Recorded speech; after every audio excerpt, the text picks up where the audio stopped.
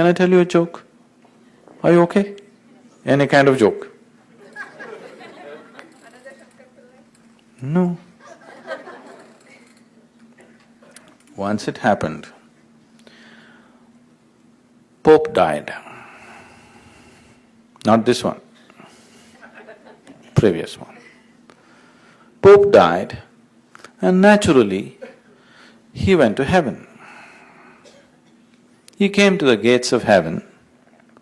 There's Saint Peter sitting on a tall security stool, smoking a Cuban cigar. It's not banned there.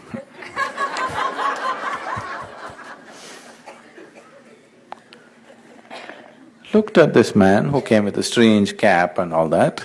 He looked at him and said, "Who are you?" He blew a plume of smoke into Pope's face and asked, "Who are you?" Pope was aghast. "How dare you talk to me like this? You don't know who I am? I am the Pope."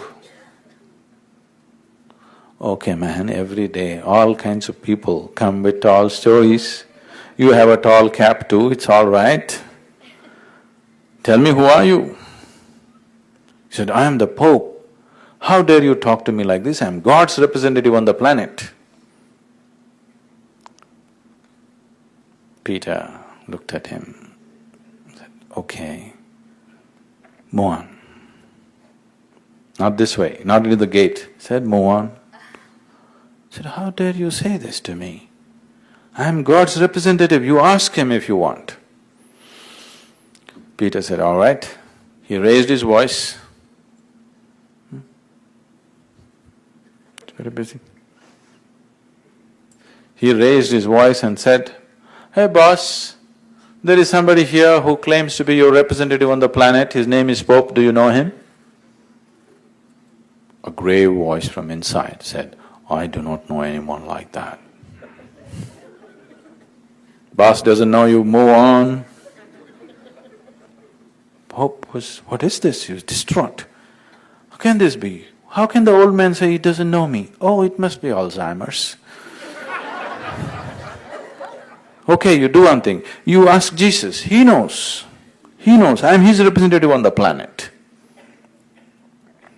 Peter said, "Okay," and he raised his voice and said, "Hey Sonny, there's somebody here who claims to be your representative on the planet, his name is Pope, do you know him?" A gentle voice from inside said, "I do not know anyone like that." "Sonny doesn't know you, enough man, move on. I heard enough from you." By now Pope was totally, how can this be? They're not letting him enter the heaven after being a Pope. He said, "Well, you ask the Holy Ghost, he knows me, I'm his representative on the planet." Peter once again raised his voice and said, "Hey Spooky, there is somebody here who claims to be your representative on the planet, his name is Pope, do you know him?" A mischievous voice from inside said, "Ah, Pope, is he here? He's the one who spread all those malicious stories about me and Mary, don't you let him in."